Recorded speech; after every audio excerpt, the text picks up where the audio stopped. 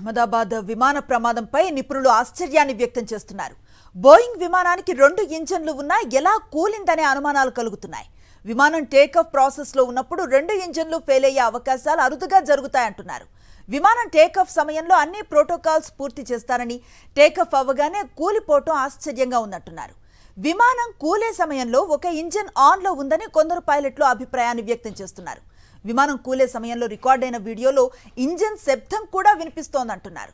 ఒకవేళ 2 ఇంజన్లు ఫెయిల్ అయితే ముందే తెలుస్తుందని, అకస్మాత్తుగా సమస్య ఎలా వస్తుందని నిపుణుల ప్రశ్న. ఒక్క ఇంజన్ పనిచేసినా బోయింగ్ ప్రయాణాన్ని పూర్తి చేయగలుగుతుందని చెప్తున్నారు. పూర్తి విశ్లేషణ అందిస్తారు మా executive editor Ismail news room నుంచి. ఇస్మాయిల్, చెప్పండి. రకరకాల అనుమానాలు వ్యక్తమవుతున్నాయి. సామాన్యులకే కాదు, నిపుణులు కూడా వ్యక్తం చేస్తూ ఉన్నారు అనేక రకాల అనుమానాలని.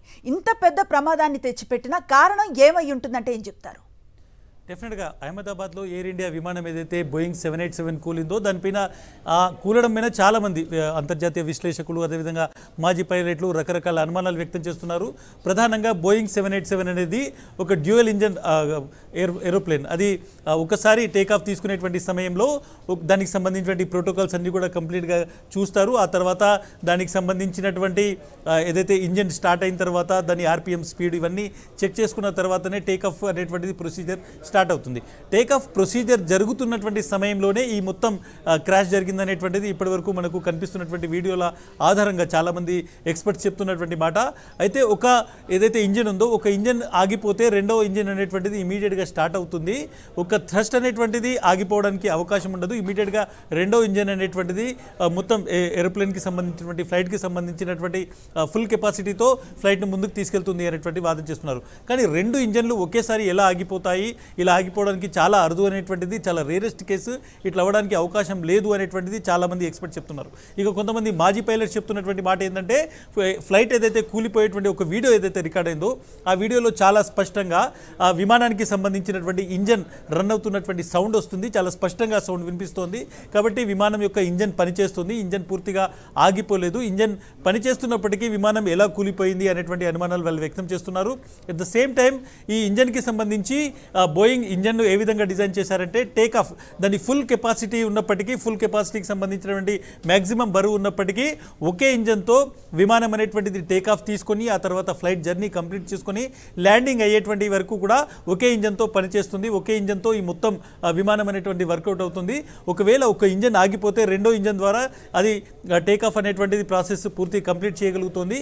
కానీ ఎందుకు విమానం పడిపోయింది అనేటువంటిది వీళ్ళు ప్రధానంగా ఈ నిపుణులు కావచ్చు, మాజీ పైలట్లు చెప్తున్నటువంటి ఒక పెద్ద వ్యక్తం చేస్తున్నటువంటి అనుమానం. ముఖ్యంగా ఏదైనా మల్టిపుల్ బర్డ్స్ అనేటువంటివి హిట్ అయ్యాయా? ముఖ్యంగా అహ్మదాబాద్ ప్రాంతంలో కొన్ని చోట్ల వల్చర్స్ ఎక్కువగా ఉంటాయి. ఇవి ఏదైనా ఒక పెద్ద బర్డ్ లాంటిది, పెద్ద పక్షి లాంటిది వచ్చి విమానాన్ని ఢీ కొట్టిందా, ఒకకంటే ఎక్కువ సంఖ్యలో బర్డ్స్ ఏమన్నా పక్షులు ఢీ కొట్టాయి, అందువల్ల ఇమీడియట్గా విమానంకి సంబంధించినటువంటి కంట్రోల్ ఆగిపోవడం కావచ్చు, లేకుంటే ఇంజన్ ఆగిపోవడం కావచ్చు జరిగిందా అనేటువంటి అనుమానాలు కూడా వ్యక్తమవుతున్నాయి. బట్ చాలామంది చెప్తుంది ఏంటంటే, 2 ఇంజన్స్ ఉన్నటువంటి విమానం ఆల్ ఆఫ్ ఎ సడన్గా ఎటువంటి కంట్రోల్ లేకుండా పూర్తిగా థ్రస్ట్ను కోల్పోయి అది పడిపోతున్నటువంటి దృశ్యం ఏదైతే కనిపిస్తుందో ఇది చాలా ఆశ్చర్యాన్ని కలిగిస్తుంది అనేటువంటి అనుమానం వ్యక్తం చేస్తున్నారు. బట్ ఓవరాల్గా విమానానికి సంబంధించినటువంటి టెయిల్ ఏదైతే ఉంటుందో దాంట్లో బ్లాక్ బాక్స్ ఉంటుంది.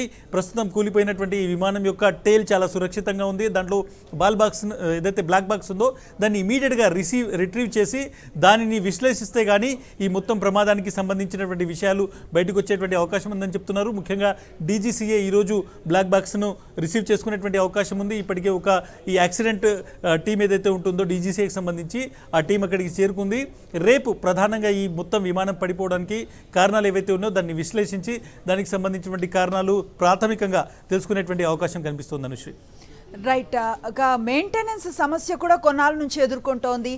అందుకే ఈ ప్రమాదం పొంచి ఉంది, ఈ ప్రమాదం జరిగి ఉండొచ్చు అనే ఒక కారణం వినిపిస్తోంది. గతంలో 2 సార్లు ప్రమాదం నుంచి తప్పించుకుంది కాబట్టి ఇది ఒకవేళ ట్రిగ్గర్ పాయింట్ అయి ఉంటుందన్న ఒక సందేహం కూడా కనిపిస్తోంది. దీన్ని ఎలా చూడొచ్చు?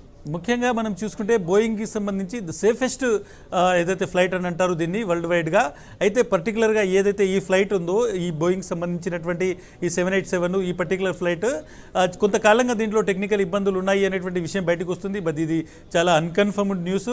దీని మీద DGCA కావచ్చు, లేకుంటే ఎయిర్ ఇండియా కావచ్చు, లేకుంటే ఏవియేషన్ మినిస్ట్రీ కావచ్చు ఏదైనా ఒక ప్రకటన చేస్తే కానీ దీనికి సంబంధించినటువంటి ఏవైతే మెయింటెనెన్స్ ఇష్యూస్ ఉన్నాయో వాటి గురించి మనం కన్ఫర్మ్ చేయొచ్చు. బట్ మనకున్నటువంటి సమాచారం ఇప్పటి వరకు కొన్ని వార్తాపత్రికల్లో గతంలో రికార్డ్ అయినటువంటి దాని ప్రకారమే మనం చెప్తున్నాం కొంత మెయింటెనెన్స్ ఇష్యూ ఉంది అనేటువంటిదే తెలుస్తుంది. బట్ దీనికి సంబంధించి అఫీషియల్ ఇన్ఫర్మేషన్ రావాల్సి ఉంది. ఓవరాల్గా ఈ రోజు కూడా దాదాపు ఒక గంటన్నర సేపు టెక్నికల్ ఇష్యూ వల్ల దీని ప్రయాణం లేట్ అయిందనేటువంటి ఇన్ఫర్మేషన్ కూడా వస్తుంది. బట్ అఫీషియల్ ఇన్ఫర్మేషన్ కాదు ఇది. దీని మీద ఒక స్పష్టమైనటువంటి ప్రకటన ఏవియేషన్ మినిస్ట్రీ నుంచి లేదంటే DGCA నుంచి రావాల్సి ఉంది కొన్ని. బట్ ఓవరాల్గా చూసుకుంటే బోయింగ్ 787 అనేటువంటిది చాలా సేఫెస్ట్ ఒక ఫ్లైట్ అనేటువంటిది వరల్డ్ వైడ్గా ఉంది. అందుకోసం దీనికి చాలా డిమాండ్ కూడా ఉంది. ముఖ్యంగా చాలా తక్కువ బరువు ఉంటుంది, చాలా తక్కువ ఫ్యూల్ కన్సంప్షన్ ఉంటుంది కాబట్టి దీనికి ఆ స్థాయిలో డిమాండ్ కూడా ఉంది. బట్ ఓవరాల్గా ఇప్పుడు ఈ ఫ్లైట్ అనేటువంటిది ఎందుకు మల్టిపుల్ ఇంజిన్స్ ఒకటేసారి ఫెయిల్ కావడం వల్ల జరిగిందా, లేకుంటే ఏదైనా బర్డ్ హిట్ అయిందా, ఒక పెద్ద పక్షి లేదంటే అంతకంటే ఎక్కువ పక్షులు వచ్చి హిట్ కావడం వల్ల అయిందా, లేకుంటే ఎలక్ట్రానిక్స్ ఫెయిల్యూర్ పవర్ ఫెయిల్యూర్ వల్ల జరిగిందా, చాలా కారణాలకు సంబంధించినటువంటి ఇవన్నీ చర్చలు వస్తున్నాయి. బట్ ఓవరాల్గా ఒక అధికారిక ప్రకటన వస్తే కానీ ప్రధానమైనటువంటి అసలు కారణం తెలిసేటువంటి అవకాశం లేదు. అయితే ఇస్మాయిల్ ఫుల్ ఫ్లెడ్జెడ్ గా టేక్ ఆఫ్ అవ్వక మునిపే కొన్ని క్షణాల్లోనే ఇది పూర్తిగా క్రాష్ అయిపోయిన పరిస్థితి. ఇట్లాంటి ఘటన గతంలో ఎప్పుడైనా జరిగిందా, లేదంటే ఇలా జరగడానికి టెక్నికల్ ఇష్యూస్ తో పాటు మీరు అంటున్నట్లుగా ఈ బర్డ్ హిట్ అన్నది కూడా ఒక కారణంగా చూడొచ్చా? చాలా సందర్భాల్లో బర్డ్ హిట్ అయినటువంటి కేసెస్లో కొంతవరకు విమానం డ్యామేజ్ కావడము, లేకుంటే క్రాష్ ల్యాండింగ్ అవ్వడము, లేదంటే కొంత ప్రమాదానికి గురైనటువంటి సందర్భాలు ఉన్నాయి. బట్ పూర్తిగా బర్డ్ హిట్ వల్ల క్రాష్ అయిపోయినటువంటి సందర్భాలు చాలా rarest cases. At the same time ఈ విమానానికి సంబంధించి ముఖ్యంగా బోయింగ్ 787 ఎయిర్ ఇండియా ఫ్లైట్ అహ్మదాబాద్లో టేక్ ఆఫ్ అయిన తర్వాత కొద్దిసేపటికే దానికి సంబంధించి ఇంజన్ ఫెయిల్యూర్ అయింది అనేటువంటి, అంటే ఏదైతే దాని టేక్ ఆఫ్ ప్రాసెస్ ఉంటుందో అది కంప్లీట్ కాకముందే దాన్ని ఏదైతే డెప్యూటెడ్ ఆల్టిట్యూడ్ ఉంటుందో దాని ఏదైతే మార్గంలో అది హైట్కి వెళ్ళాలో అది వెళ్ళక ముందే ఈ మొత్తం ఇంజిన్ ఫెయిల్యూర్ కావచ్చు, లేకుంటే ఎలక్ట్రానిక్ ఫెయిల్యూర్ కావచ్చు జరిగింది. కాబట్టి ఇమీడియట్గా పైలట్ కానీ లేకుంటే సెకండ్ ఇంజిన్ ఆన్ అవ్వడానికి కానీ కావాల్సినంత సమయం లేకుండా పోయింది. కొద్ది క్షణాల్లోనే ఆ ఇంజిన్ పని చేయకపోవడం వల్ల అక్కడ నుంచి పడిపోయింది అనేటువంటిది ప్రధానంగా చెప్తున్నటువంటి మాట. ఒకవేళ అది చేరాల్సినటువంటి హైట్కి చేరిన తర్వాత అక్కడ ఏదైనా ప్రాబ్లం వస్తే పైలట్ దగ్గర కావచ్చు, లేకుంటే సెకండ్ ఇంజిన్ ఆన్ చేయడానికి కావాల్సిన సమయం కావచ్చు ఉండేది, కొంత రికవరీకి ఛాన్స్ ఉండేది. బట్ చాలా తక్కువ హైట్లో ఉన్నప్పుడు టెక్నికల్ ఇష్యూ వచ్చింది కాబట్టి దాన్ని పూర్తిగా ఒక విధంగా ATCకి చెప్పడం కావచ్చు, లేకుంటే రెండో ఇంజన్ని ఆన్ చేయడం, ఇట్లాంటి అంశాలు కాకముందే ఆ కొద్ది క్షణాల్లోనే మొత్తం ప్రమాదం జరిగిందని చెప్తున్నారు. బట్ ATCకి మేడే అనేటువంటి ఒక మెసేజ్ వచ్చింది. అంత ప్రమాదం ఏమొచ్చింది, ఇంజన్ పూర్తిగా పనిచేయకపోవడమా, లేకుంటే వేరేది ఏదైనా ప్రమాదం ఉందా, పైలట్ ఇచ్చినటువంటి సిగ్నల్ వెనుక ఉన్నటువంటి అసలు రీజన్ ఏంటిది, చాలా ఇష్యూస్ ఉన్నాయి. ఇవన్నీ కూడా DGCA ముఖ్యంగా బ్లాక్ బాక్స్ను ఓపెన్ చేసి దాని డేటా మొత్తం రీడ్ చేసిన తర్వాత వచ్చేటువంటి అవుట్పుట్ నుంచి, లేకుంటే ATCలో రికార్డ్ అయినటువంటి వాయిసెస్ నుంచి, లేకుంటే ఫ్లైట్కి సంబంధించినటువంటి ఏవైతే కొన్ని మూమెంట్స్ ఉన్నాయో వాటి ఆధారంగా దీన్ని మొత్తం ఇన్వెస్టిగేట్ జరిగేటువంటి అవకాశం ఉంది. రైట్. బోయింగ్ విషయానికి వస్తే చాలా సేఫెస్ట్ జర్నీ అందించేటువంటి విమానాల్లో ఇది తొలి ప్రయారిటీలో ఉంటుందని చెప్తూ ఉంటారు కదా. ఇంత మంచి ఫీడ్బ్యాక్ ఉన్నటువంటి సంస్థకు సంబంధించి గతంలో ఎప్పుడైనా ఇట్లాంటి ట్రాక్ రికార్డు ఉందంటారా? బట్ డెఫినెట్గా కొన్ని దేశాల్లో ముఖ్యంగా ఇటలీ లాంటి దేశాల్లో దీనికి సంబంధించినటువంటి మేకింగ్లో చాలా ప్రాబ్లమ్స్ ఉన్నాయనేటువంటి కేసెస్ అయ్యాయి. ముఖ్యంగా స్పీడ్గా డెలివరీస్ ఇవ్వాలి అనేటువంటి ఉద్దేశంతో బోయింగ్ చాలా వరకు తనకు సంబంధించినటువంటి SOPsని పాటించడం లేదు. చాలా చోట్ల ఏవైతే అన్నిటిని చెక్ చేయాల్సి ఉంటుందో వాటిని బైపాస్ చేస్తుంది అనేటువంటి ఆరోపణలు గతంలో వచ్చాయి. బట్ బోయింగ్కి సంబంధించి ఇప్పుడు ప్రపంచవ్యాప్తంగా అత్యంత ఎక్కువగా డిమాండ్లో ఉన్నటువంటి విమానాలు ఇవి. కాబట్టి ఆ కంపెనీ మీద డెఫినెట్గా చాలా మంది కస్టమర్స్ కావచ్చు, చాలా దేశాలు కావచ్చు, చాలా ఏవియేషన్కి సంబంధించినటువంటి కంపెనీలు కావచ్చు కొన్ని కంప్లైంట్స్ చేసినప్పటికీ బోయింగ్ స్టిల్ అత్యంత ఎక్కువ డిమాండ్లో ఉన్నటువంటి విమానము, అత్యంత సేఫెస్ట్ విమానంగా ఇప్పుడు ఉన్నటువంటి వరకు ట్రాక్ రికార్డ్ ఉంది.